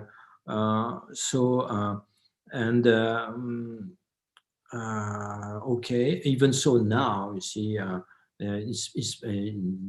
there's other means to practice the teachings anyway, and to be in contact with it anyway. Nevertheless, it would be an impairment. Okay, so the other one is the liberty, the freedom from sustaining wrong views. The wrong view, for example, it is negating the existence of the Buddha, the Dharma, the Sangha, negating the existence of past and future life, negating the existence of the possibility of attaining liberation. So those would be, you see, obstacles to practice. Okay, so that was the eight freedom, or the eight leisure, and then there's 10 endowments, and the 10 endowments are divided into two groups: 5 that are personal, and 5 that are like circumstantial opportunities. So they come to complete your experience. Okay, so you are born as a human. Okay, you are born in a country where the Dharma flourishes. Okay, where you can find 4 types of follower.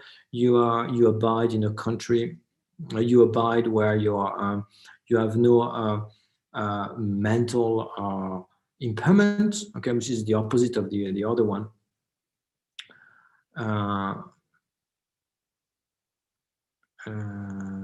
So you have like you have clear mind. In this context, would be clear mind. Okay, intelligence. You have not done any of the 5 actions of immediate retribution. So those are far particular type of action that once they have been committed, they will block the possibility to gain realization in this life. For example, due to the heaviness of the action, then your ability to make progress on the path would be impaired. Okay, would be like ruined, basically. So those 5 actions would be like killing one's father, killing one's mother. I think there's killing an arat, and creating the schism in the Sangha, and like wounding the Buddha, for example, the Buddha, yeah, you wound the Buddha and blood, you see, come out of his body. So for the last two, we are like protected.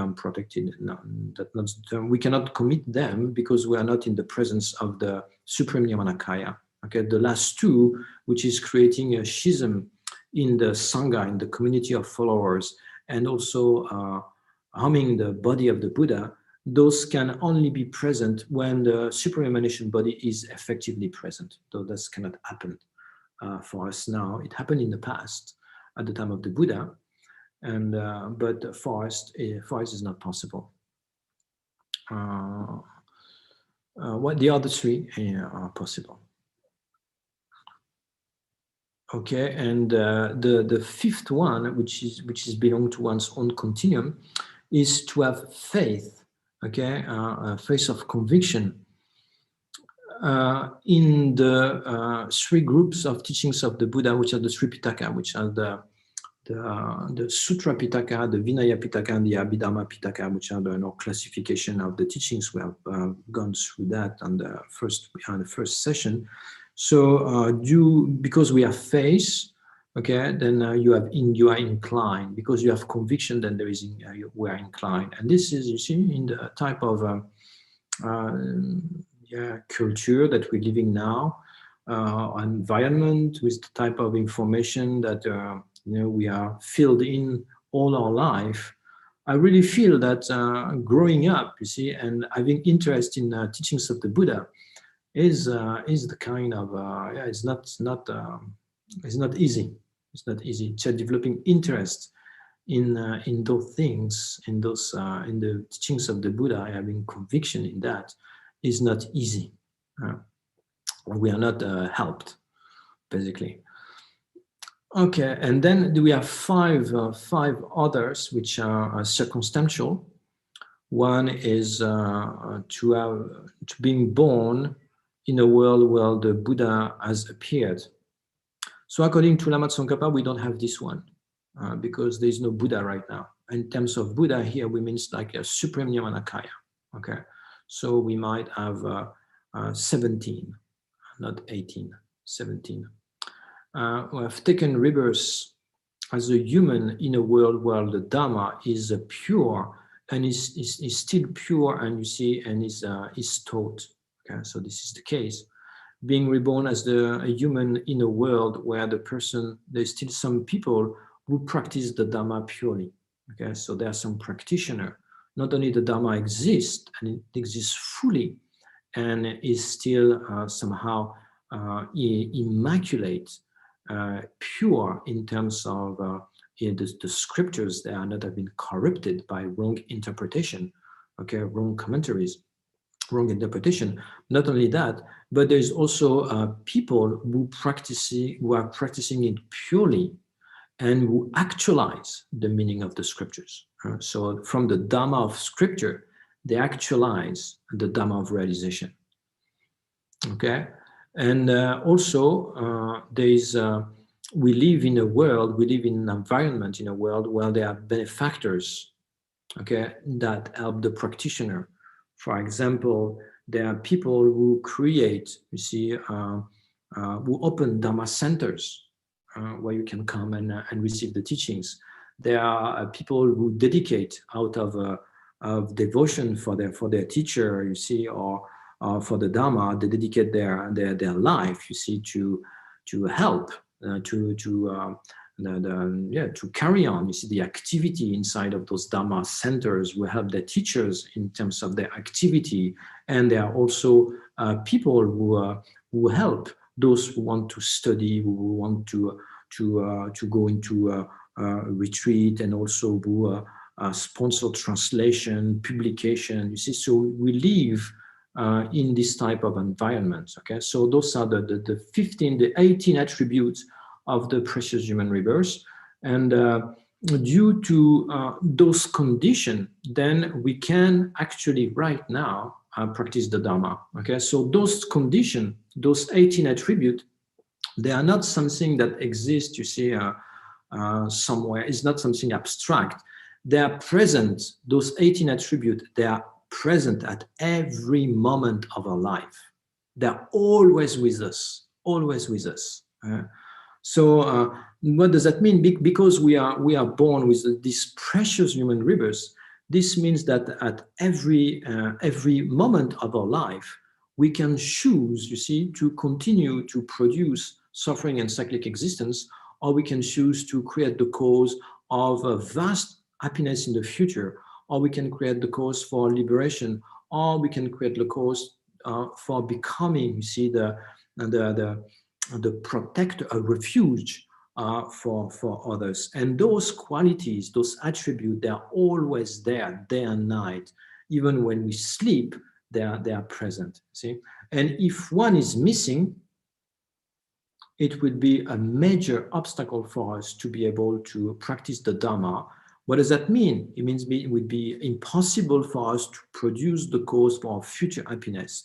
It would be impossible for us to create the cause for liberation, or to produce the cause to take care properly, to take care of others. Okay, so that's the way. So there is three steps in the contemplation of the precious human rebirth. And I remind you that the scope of this meditation is to generate an intention to take to use this opportunity that we have. That's the pedagogy behind this contemplation, is to trigger some kind of understanding that we have this opportunity. It is very rare, and therefore we have to use it. That's how your mind should go when we contemplate those things, and it is done by three steps. Okay, the first step is to identify those 18 attributes. Okay, so I have this, I have this, I have this, therefore I can do that. Okay, something like that.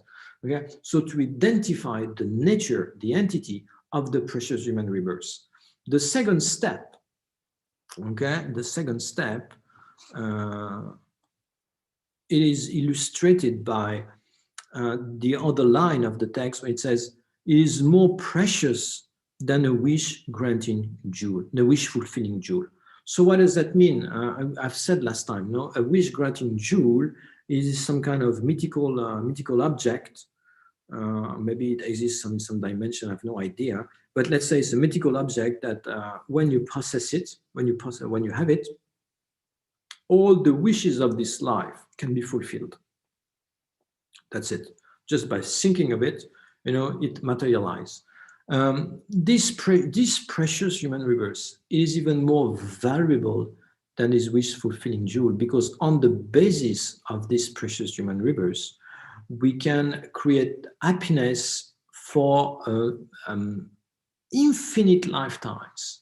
We can create the cause of complete liberation and abide for, you see, completely separated from the suffering, where even the concept of suffering does not exist for us. And we can also actualize our full potential and become the protector of sentient beings, and really help people in actualizing, you see, this happiness in themselves. Okay, so this is why this precious human rebirth is even more valuable than this wish fulfilling jewel, because this wish fulfilling jewel can only bring happiness in this life, then it's finished.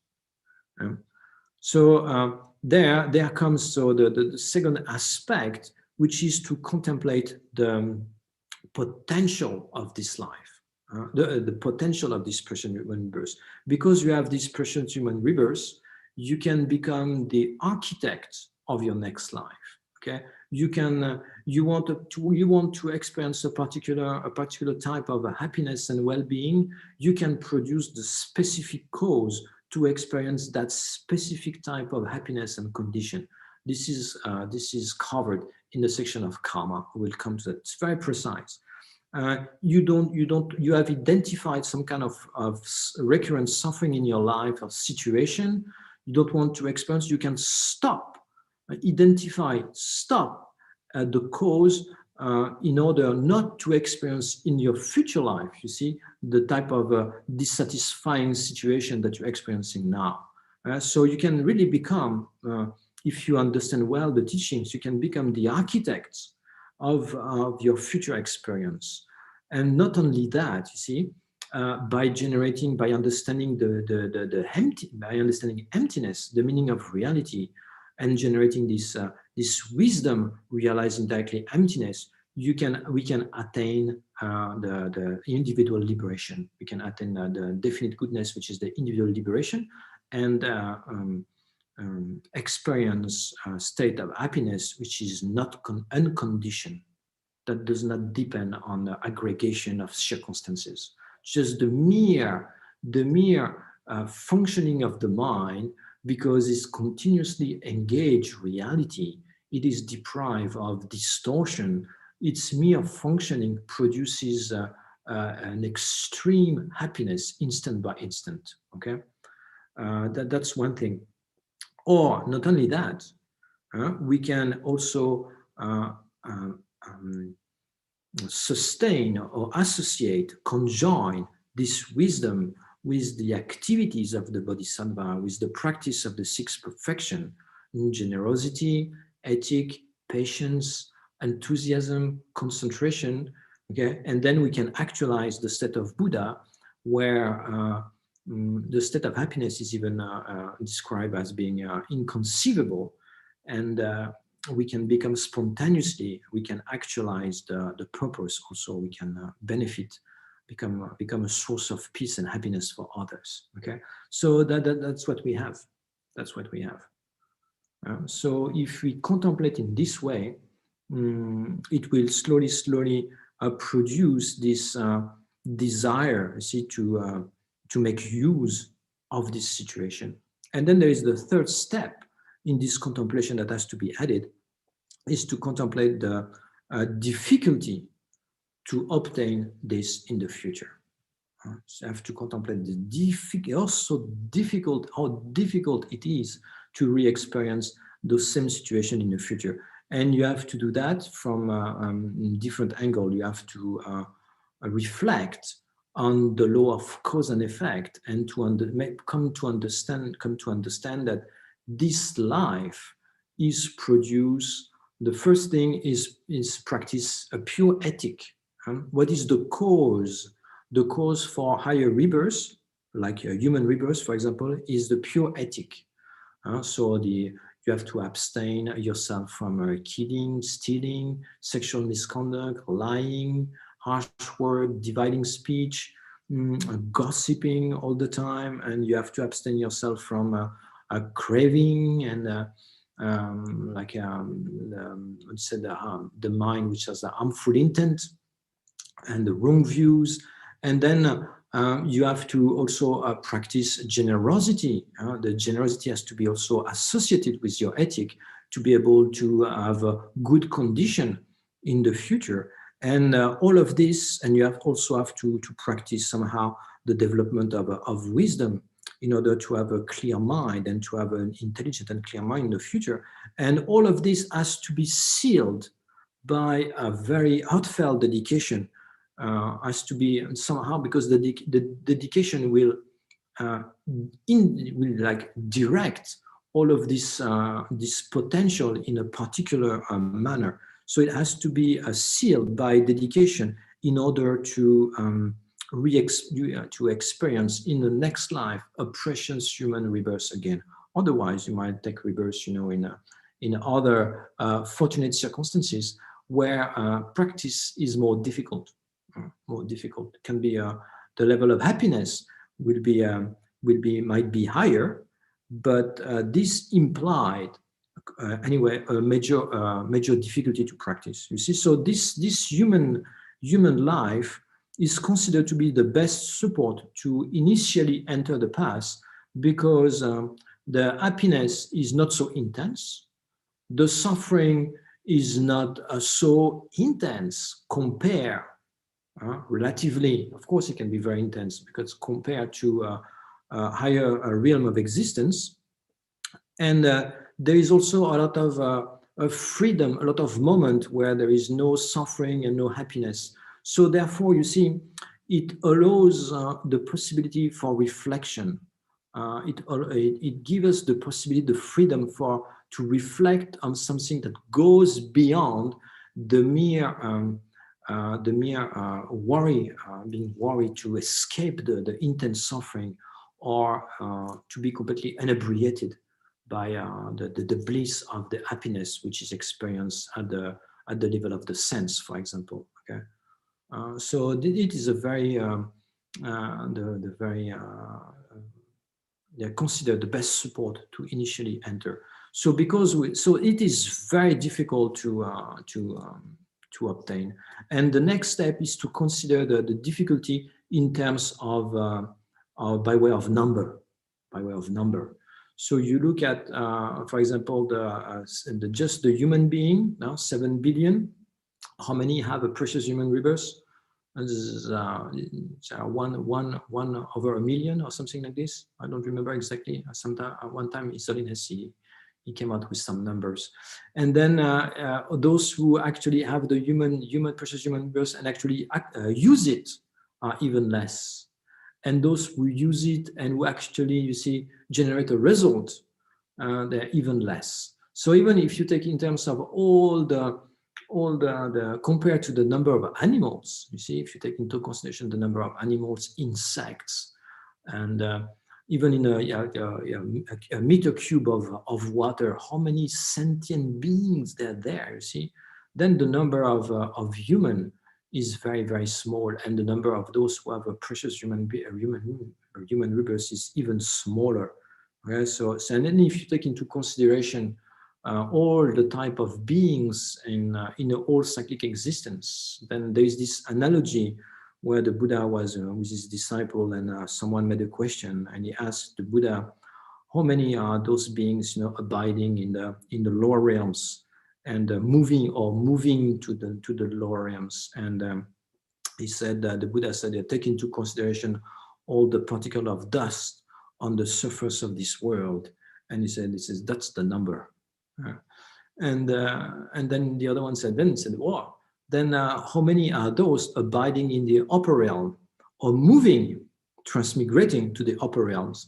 And then the Buddha, he took his nail and he raised, and he said that the number of the particles of dust that would abide on the nail. And the nail is not even taken in upside down, but actually you see how difficult it is, because it is round, to withstand, you see, and in balance in this nail. So you can think in this way.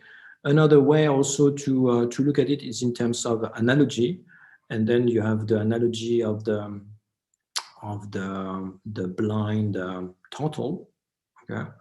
Where in one sutra, the Buddha expressed, and he said that imagine this ocean, the vast ocean, and this is an image for the ocean of cyclic existence. And then imagine that there is a blind turtle.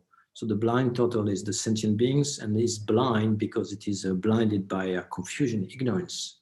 It's a bewilderment of ignorance. And he said most of the time, so that turtle lived in the depth of the ocean. So this is the analogy for us spending most of our time in the lower realms. And so once every 100 years, imagine that blind turtle arise in the surface. So this is how rare it is for us to come back to the higher realms.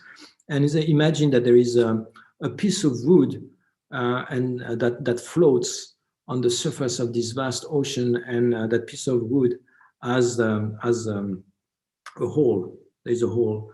So the piece of wood is the human rebirth, and the small hole is the precious human rebirth. And imagine the possibility, the probability of this blind turtle spending most of the time in the depths of the ocean, who's once every 100 years coming to surface and hit, you see, the piece of wood and pass his head through the hole. And he said the probability for you to attain again a precious human rebirth are even smaller, even smaller. So this is a sutra. Okay, so you have to contemplate in this way, and it helps to generate, you see, a sense of deep appreciation. And then the third point, and the last one, and then after we're going to stop. The last one is to think about, you see, how if the cause of a future rebirth, higher rebirth, if the cause of higher rebirth is ethic, and therefore ethic means, not accomplishing, the non-virtuous action, having a mind which is free from affliction. Then if we look how our mind moves all day, most of the time is under the influence of attachment, aversion, pride, resentment, envy, jealousy. So it is very difficult, very, very difficult to produce virtuous action that will project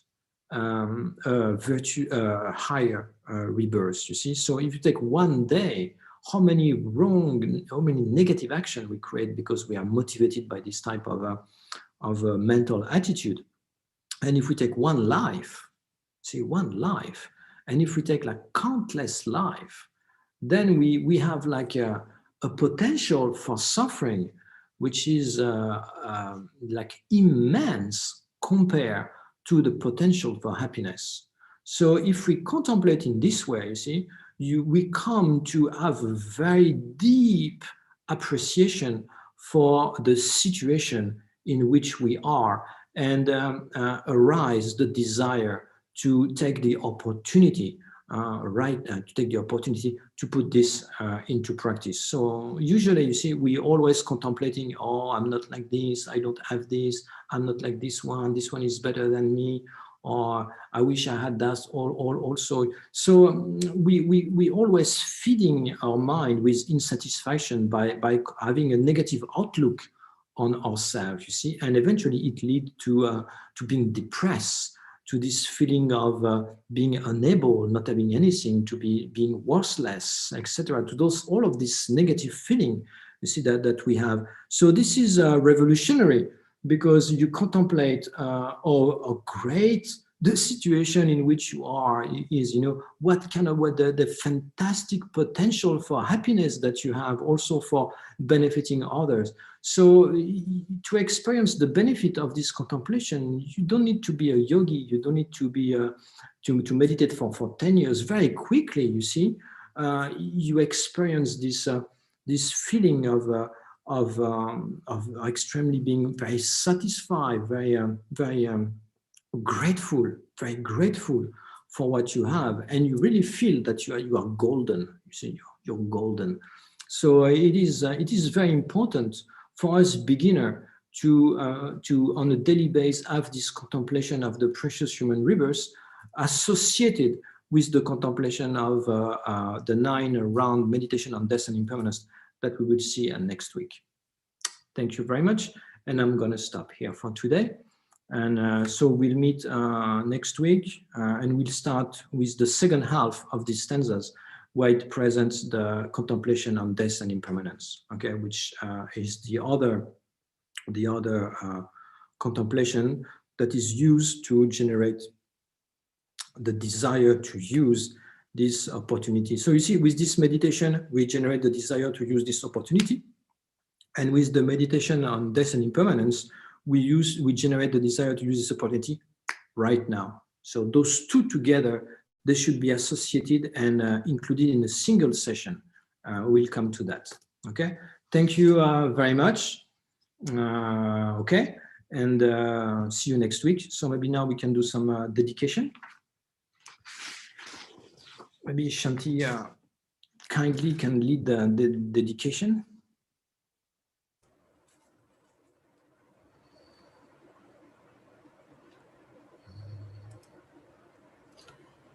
May the precious jewel Bodhicitta not yet born arise. May that arisen not decline but increase more and more. Samsara and nirvana, like even an atom of inherent existence, and cause and effect and dependent arising are unbetraying. I seek your blessings to discern the meaning of Nagarjuna's thought that these two are mutually complementary and not contradictory. Incomparably kind and supreme Tenzin Gyatso, the wish granting, wish fulfilling jewel, source of every single benefit and happiness in this world, may you have a long life and all your holy wishes be spontaneously fulfilled.